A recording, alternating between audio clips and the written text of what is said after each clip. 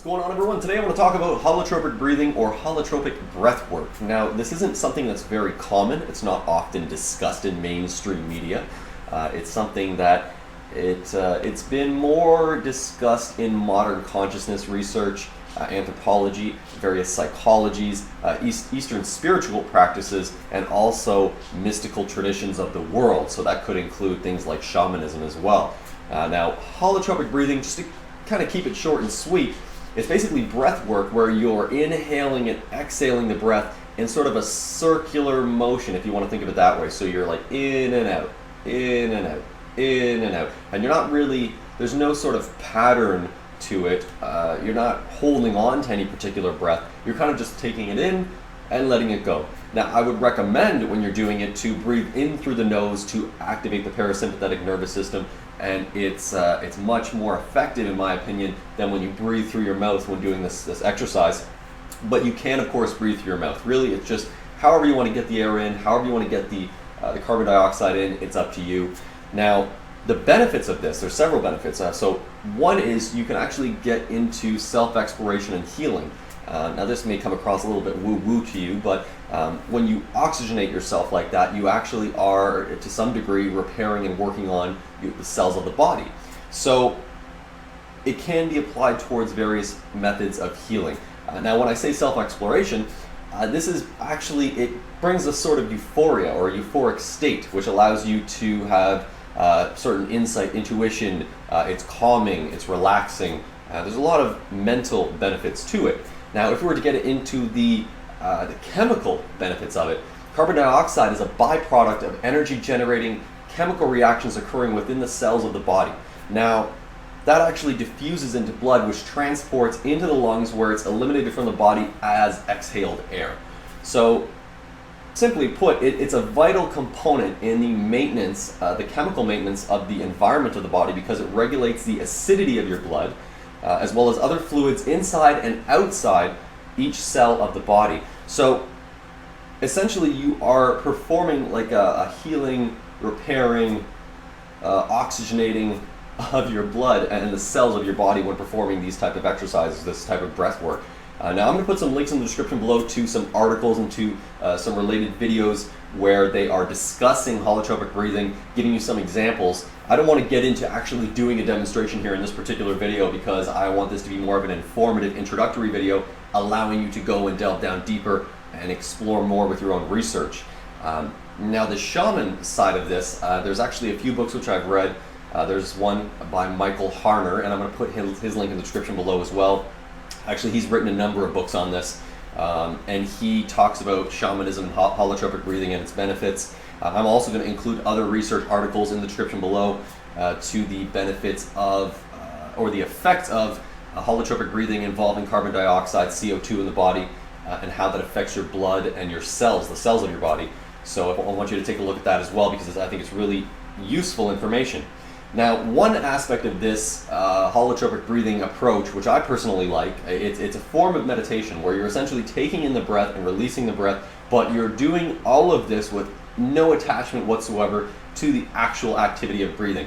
You're letting it become so natural, the inflow and the outflow in sort of a circular motion, and then at this point, once you've gotten to a very natural flow of the in and out breath, you can actually release the breath and you can take a complete pause. So generally when you're doing holotropic breathing, you want to in and out with no pauses. You want it to be steady and consistent.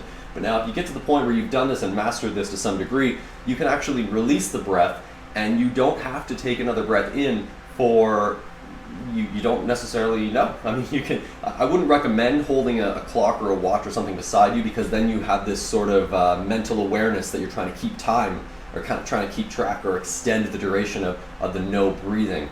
Now, I would recommend just simply releasing the breath and not keeping track of anything, not thinking about time, not thinking about taking your next breath. Think about absolutely nothing. Just kind of and if you start to feel that you need to take that breath, you don't necessarily have to fight it, don't squirm around, just take it back in slowly. You don't have to fill yourself all the way up with air. Just take a little bit and then release it again. A little bit, release it again, a little bit, release it, and then just don't breathe in again. Now, when doing this practice, I wouldn't recommend even doing counts where you're saying, okay, on the 5th breath, I'm not going to breathe in again. I don't recommend doing that because now you have thought. So what I would recommend doing is just in a natural way, without necessarily planning it or leading up to it, release the breath, don't breathe back in, and just see how long you can go without taking another breath, because this actually does activate some sort of euphoric state, which I find to be pretty beneficial for stillness, Vipassanā meditation, mindfulness meditation, all sorts of different stuff you can apply this to. So the other benefit of this, or the reason why you can actually release the breath like that, is because you've oxygenated the blood so much that in fact you don't really need to take another breath. See, a lot of times people think they need to take these breaths, or especially if they're doing these practices, they'll, the in and out, in and out, in and out, and then they'll have this feeling of, okay, well, I need to breathe again.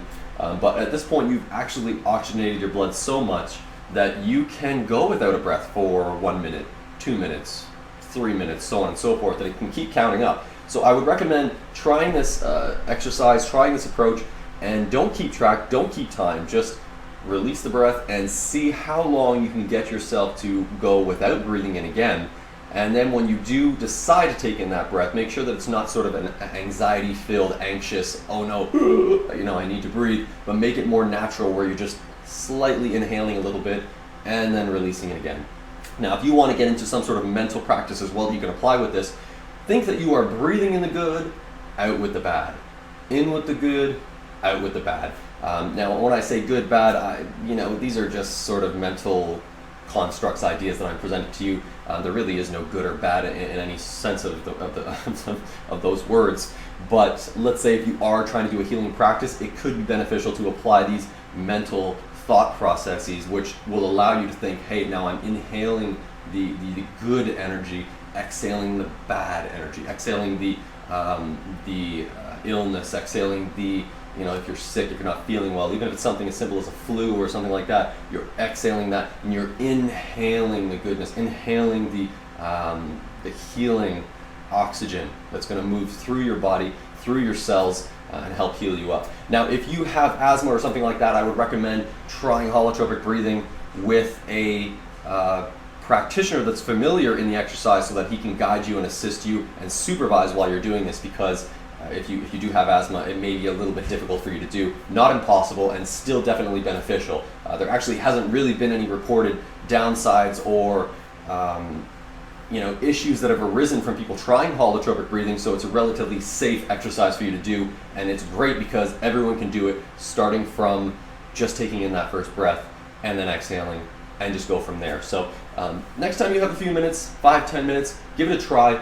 Go sit down, nice relaxed state, and try some holotropic breath work. Let me know if it works for you. Let me know if you've done it in the past. Comment down below, and I will catch you again in that next video. Take care.